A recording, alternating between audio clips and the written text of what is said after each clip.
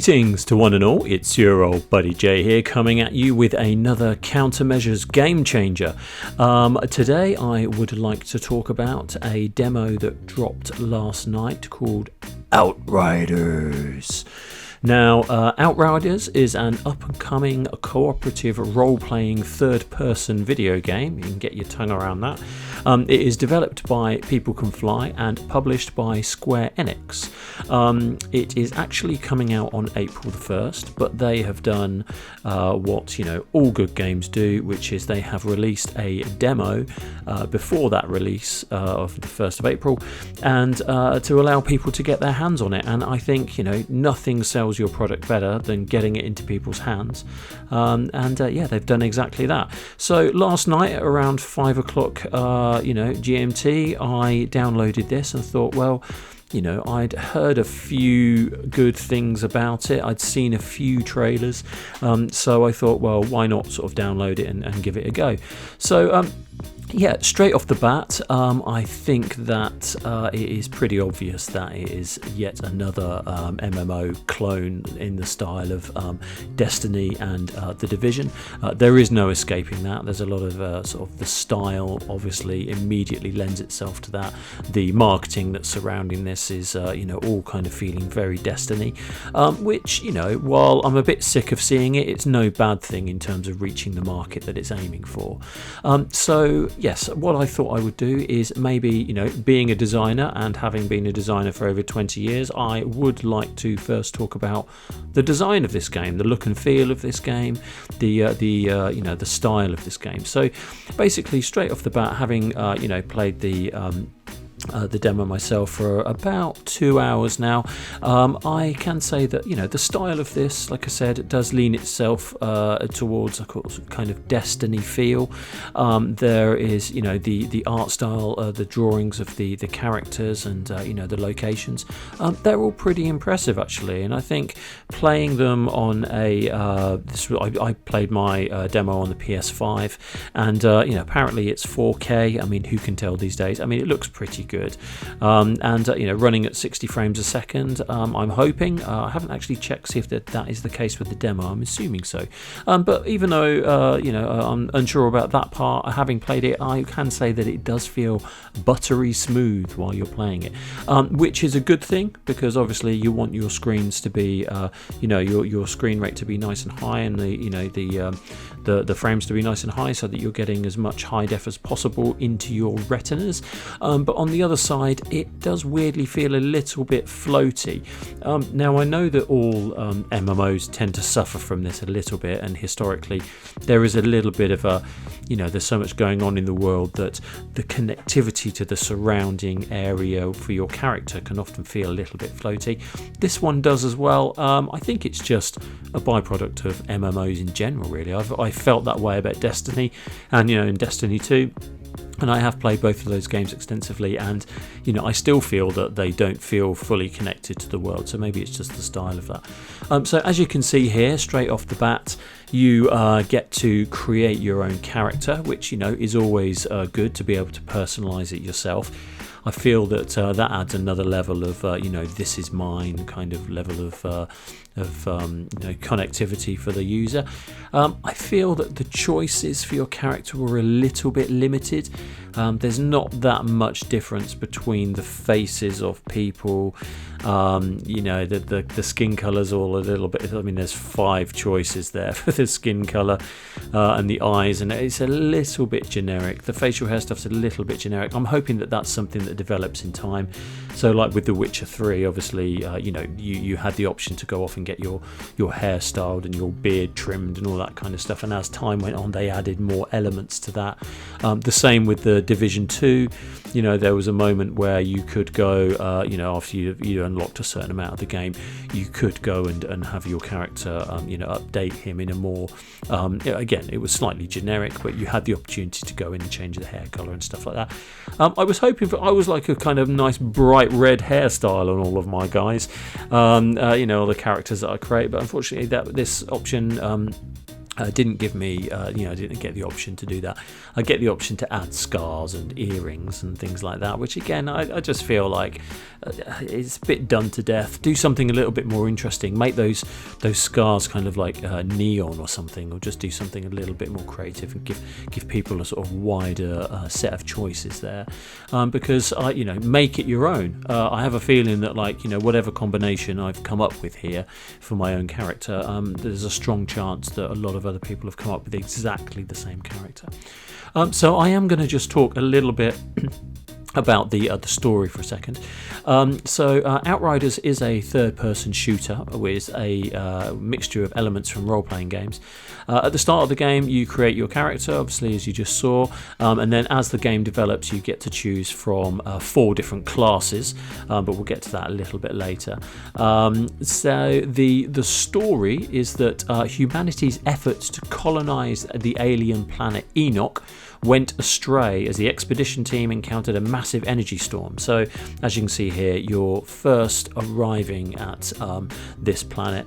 It's all feeling a little bit Mass Effect at this moment, which is no bad thing, because I do love me some Mass Effect, and Mass Effect Andromeda, while it wasn't really very well received, I still enjoyed it, but it wasn't as good as the other 3 games. So I think there is a little gap here for people that like the old Mass Effect.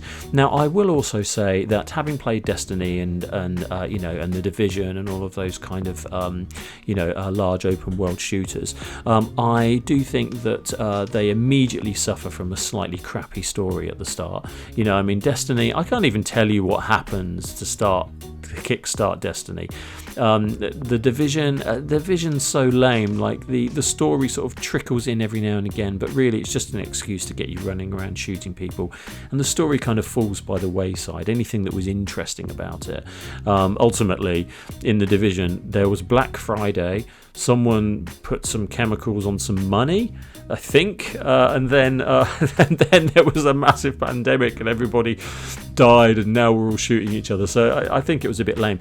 But with this story, things have gone bad with Earth. There are these colonized ships that are, colonial ships that are going out to find a new planet.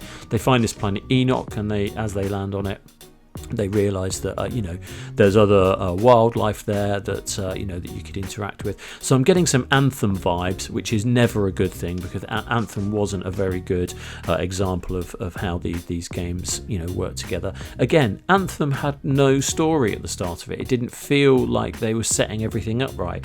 Whereas with this story, I do feel like there is a little bit more connectivity to.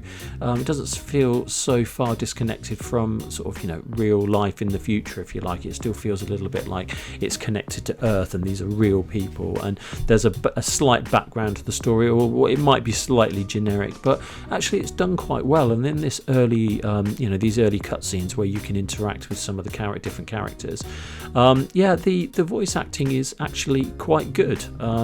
It's a little bit tropey. There's the cowboy chap that you can see here who speaks a little bit like this, yeehaw, and there's a lot of that sort of stuff, but actually with these sort of games, I guess you have to make some of these these characters memorable, because when you're playing this game, you meet him at the start, or you meet different characters at the start. As the game progresses, when they contact you in 20 hours time, having had no contact with them in the meantime, you'll instantly remember who they are from their kind of slightly tropey characteristics. So I understand that there is a little bit of a reason for that to happen. And as you saw there, what popped up was a little bit of dialogue option. So again, it's not steering the gameplay, but it is giving you the opportunity to engage with these characters on an extra level and find out a little bit more information about them. So at this point, you're just basically landing on the planet and taking a look and see what's going on. You're trying to colonize it so that the frozen people in space can all come down and live on the planet as they did with Earth. as they are the last survivors from Earth. So yeah, so I think that premise is quite good. I don't mind that so much. Like I said, it's a little bit generic, but whatever. Now, you're just flicking back to the design again. I think I quite like the designs of the costumes. I don't mind the facial animations aren't that great, but but they're fine. And I think with a game like this, where it has to cover so many bases, there's so many things going on that that I guess everything has to be sort of fairly generic at these sort of beginning stages, I guess, in terms of the quality of the imagery and everything.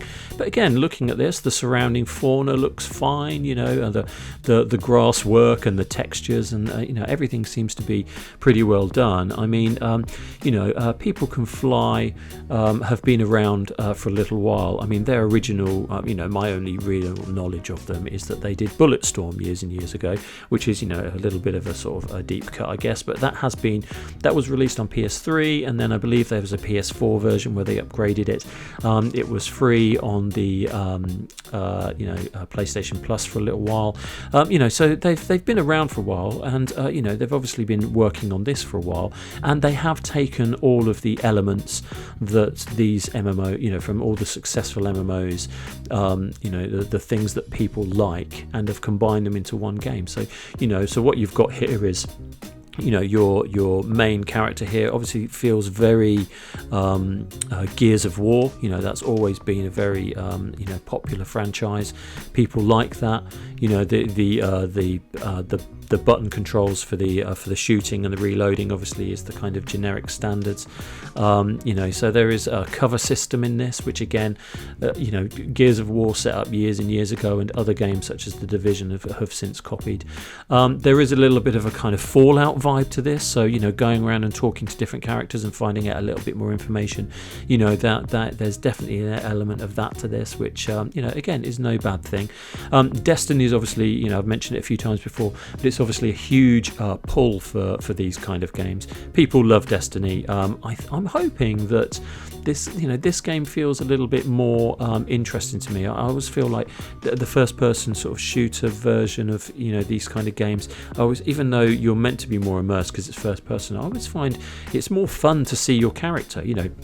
Like in Destiny, you would go through and you would have all these different outfits and costumes and things that you're building onto your character, etc., etc. But you never really get to see them unless you're in the menu, or other people can see you and think, "Wow, you look cool," and you're like, "Do I? I mean, I don't know. I can't even see myself." So I think with the third-person versions of these kind of MMOs, I do feel that it feels like the right way to go, because as you develop and your outfits change, and maybe there's an option down the line to dye my guy's hair red if I want to or whatever. I want to see that stuff, because that kind of that's my character, that's the person I'm building up. That's just as important to me as whatever story's going on around. So as you can see from this cutscene, there are you've got point A to point B missions going on right at the start here. Obviously, go and find the probes. So you're finding the probes here, but something's going wrong, because nothing can ever possibly go right. It couldn't just land on a planet and everything's fine. That literally never happens in the history of any game or film ever. So that would be an interesting film, actually. They just take off from a dying Earth, find another planet, they land there, and then the rest of the film is just everyone having a nice time. I'm waiting for that movie to come out, some more positivity. But yes, as you can see, there's some kind of natural disaster happening, so quick back to the ship. Now, I do feel that like the graphics, as I've mentioned before, and the design of this, it feels quite good. I mean, this bit maybe sort of, doing the old kind of corridor running and dodging stuff, it's a little bit tropey, but, this game is going to have some of that in it, because, it's trying to tick a lot of boxes, like I said, and I don't mind it so much. It adds a little bit more tension, and obviously as these games progress, the problem that they all have is that they're trying to cater for many people playing this on different levels. So the casual gamer, but also the hardcore gamer. So everybody's at various stages as time goes on. People will be at different levels. People will be engaged in the story in different ways. So then trying to introduce new elements and new parts of that story that make any sense is incredibly difficult to keep everybody happy. The hardcore gamers who have been playing it for hundreds of hours hours are going to be annoyed if there's not kind of like a new tier system for their skills, and if there's not a new kind of in-depth story that they can really burn through and really get new loot. But then equally, you're dealing with like maybe people like me that only drop in and play these games for like 2 or 3 hours every now and again, just have a bit of fun with it and then move on. The danger is that if I don't play it for like a month and I go back to it, I lost track of what's happening in the story. Things have moved on. As soon as I turn it on, there's like 50 pop-ups of everything that's kind of happened recently or new things that I've gained. So I guess that's going to be the true test of this game, whether it can survive it. So after the electrical storm, as you can see, my little chappy here, he was put into deep freeze again, because everybody loves A Man Out of Time. Way back to throwback, and hats off to old Buck Rogers. That was a good show. And this is kind of like a modern iteration of that.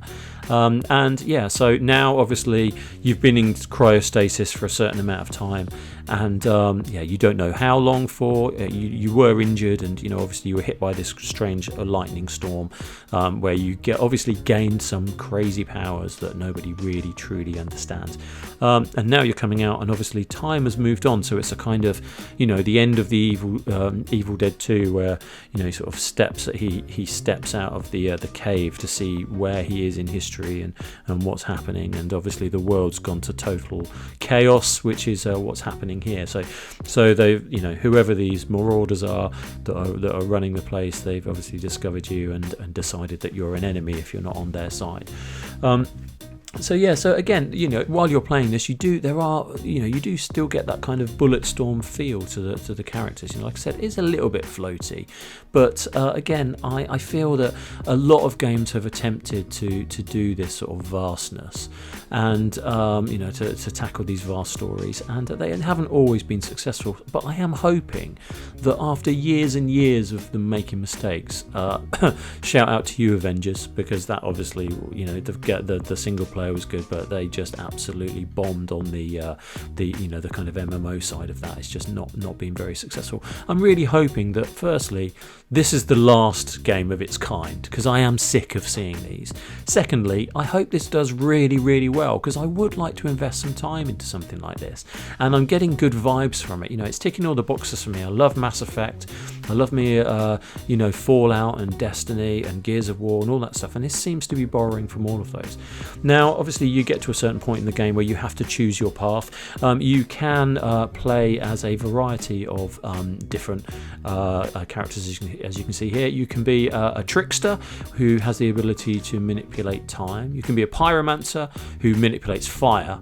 You can be the Devastator, so the tank, which unleashes seismic attacks, and then you've got the Technomancer, which I am guessing, sort of, I don't know, it's a bit generic, sort of long-range support. So if you want to be a sniper, I chose to be the Pyromancer because I love me a bit of fire, and there's nothing quite like shooting someone, setting them on fire, and then shooting them to death. So that's why I decided to go with that one. And I then kind of discovered another element to this game, which I do think might be the crack, the chink, the light in the distance that could say that this game has some really good possibilities. Now, you get a skill. So you're saying, at the moment my skill is fire, so I've gone with the Pyromancer. Now you can obviously, when you're fighting, you'll see in a minute with the gameplay. When you're going through combat, you can, you've got your cover shooting, etc., etc. But then you get this power which was given to you by this planet, and you can set fire to people and knock them out of cover. And it allows you to have a certain area of effect, and that works very, very well. Now, what I've realised, as I played the game, is that actually, if you're playing with other people and someone else has a different power to you, if you all kind of do, if you all hit your specials at the same time, you actually create a much larger effect. They combine together. So if you're surrounded by like 20 enemies, and you want to take them all out, and it's getting too much, and you're reloading and you're getting hit, and your energy's you can hit your special power, and then everybody, and somebody else does it at the same time, and it has a different kind of effect on the surrounding environment. Now, I think there's something really interesting there. Now, it might have been done before. I haven't played any games where it has been done like that, or that I've even really recognised it's been done like that. It might be that back in the day, Dragon Age 2 maybe did it, but I didn't really feel like that made a big deal out of it, whereas this game does actually highlight the fact that you can do that. So yeah, like I said, I do think that is an element that makes this an interesting concept, because it's taking all of the stuff that's good about everything else, and then it's adding this extra little element in, which I think it's cool. And who doesn't love to see numbers flying above the head of their enemy? When you're taking them out, because there's nothing like knowing that you are absolutely destroying somebody like that. And like I said, there are elements of this. I look at it and I think, it's another kind of generic shooter. I'm not really sure I'm ready for it. But then I play it and actually it's quite fun. I mean, back in the day, I'm going to do a deep cut now. I'm thinking, I can't even remember when it was, like 2010 or something, maybe before then. There was a game called Defiance that came out. And when that game came, because up until that point, a lot of these sort of games were sort of PC based, so the whole PC master race, they've been used to a lot of these sort of games where you kind of have groups get together. You can either play with your friends, or you can play solo, or you can play with the computer control characters. I'm not sure if you get computer control characters alongside you in the main stories of this, but you certainly could for other games, and the PC was always the place to go for that. Now when it started transferring over to consoles, because I've primarily been a console gamer for most of my life, having had an Amiga in the past, obviously it's about as close as I got to sort of real PC gaming, I guess. I do play a bit more of the PC gaming now, but I am primarily console. Now what was interesting is that as the consoles improved, it meant that more of these kind of MMOs started coming out on the consoles, and Defiance was the one that came out that I was like, wow, that looks cool. You're going to be able to gather up with all your other friends, you're going to be able to do these sort of world events together where there's a thing happening over here on this certain day, and then you're going to all be able to sort of gang up together and go and take them out. That game was absolutely pants, but I sunk hundreds of hours into it, and I don't think I enjoyed a second of it, but for some reason the gameplay loop just kept me coming back. I wanted to grind to get new loot. I wanted to work with real people who were also doing the same things as me, and I think that even Defiance was pre-Destiny, so I wonder if around that time there were a lot of games that were trying out that kind of groups working together in a common goal and rerunning missions, and I wonder if a lot of them failed, like Defiance failed. Also Defiance had like a TV show planned. They had like a TV link thing for it where you could watch things that what was meant to happen was that things that happened on the TV show then influence what happened within the game. And it was this really sort of quite grandiose idea, but it never really sort of took off, and the game wasn't very good, and it was all a bit pants and what have you. But thankfully games like that did exist, that meant that people could see what worked and what didn't. People could see what was going on that was successful and what wasn't, and then later on other games came along, like they do, and they take those mechanics and they turn them into something a lot stronger.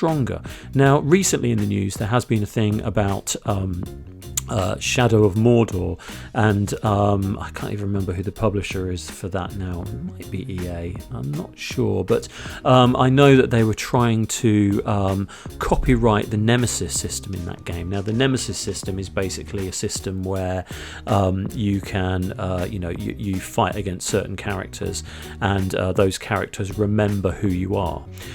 So then they come back and they're stronger, or maybe you've stabbed them in the eye, and then the next time you see them they've got a patch over their eye. So it's a really, really great system. It was never really used. I don't think it was used very well within that game. So what I was hoping was that someone would come along and take that concept and take that idea and apply it to something like this kind of game.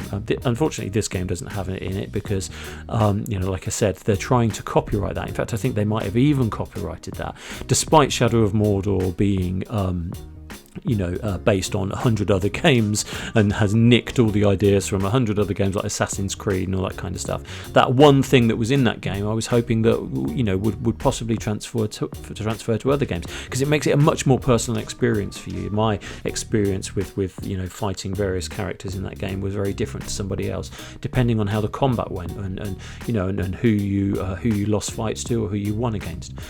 So yes, and in that respect, I like it when there's a mechanic like that can then be taken by future developers and turned into something really good. Now, whether that is something that changes in the future for the Nemesis system, who knows? But what is good is that this game, Outriders, has taken a lot of the assets and ideas from other games, which means it does feel a little bit of a mishmash. But again, I don't think that's a bad thing, as long as they're doing it right. And so far, I think this game is looking quite good. I am going to give it a shot when it comes out, because I feel that I've tried with all of the others, and there are things that I've liked about them and things that I've disliked about them. Maybe this combination is the one for me. I mean, I love some sci-fi, love me a bit of sort of spooky horror-y stuff, so if there's a bit of that in there too, that's fine. The acting and everything in this so far seems to be okay. So I mean, as far as the game itself goes, I think it has potential, and I think potential is enough for me at the moment. I don't want it to get and getting in at the start's always good, because I know things develop and new patches come out, etc., to improve the gameplay. But this demo had a few things going on with it that hopefully the main game won't have. There was some sync problems with the sound. Some of the conversations were repeated. The ends of conversations were repeated, so there's obviously a bug there. But it is a demo, so hopefully they'll have time to sort of patch out any bits and pieces. And again, these games, they kind of shoot for the moon, so hopefully, quite literally, and hopefully it will develop in time, and they'll be they'll just keep it up. The problem is that more often than not, after about 6 months, developers are like, it's working or it's not. If it's working, then great, they put all behind it, and then they go all out with DLC and follow-ups, etc. If it's not, they just kind of slowly step back into the darkness and let it die. So Anthem, they were redoing all of that because that absolutely bombed on launch, and now they've just pulled the plug on it totally. And with Destiny, they keep trying to bring stuff out that's good. I've gone back to it a few times, and it's just not that interesting. The Division, again, I played the main campaign, and then I've got the sort of subsequent DLC packages, which again I need to go back and sort of play, because I've heard good things about those. But it is more of the same, so I guess this game, it's new and fresh. I'm willing to give it a shot. So if I'm going to give it a score off the my sort of first impression score, I think I'd probably give it a 7 out of 10, which is pretty standard shooter, not doing anything too crazy, but has potential. So I recommend you check it out. It is available on PS5 and Xbox, as well as PC, and not sure about Stadia, but then who is? And the great thing about this is that it does actually allow you to play all cross-platform. So my friends on the PC, it might be that we could hook up. I'm playing on my PS5, and my other friends on an Xbox. We can all get together and do missions, which I think has been a long time coming, and and I think that's an aspect to this game that is, and all games going forward that are like this, that is something that needs to be considered. So and included, because it's long overdue. I think that's about it. So I hope you enjoyed the review, and please do hit the like or dislike or subscribe or whatever you want to do. I would really appreciate it. And all that's left to say is be good, stay safe, and be kind to one another. Cheers.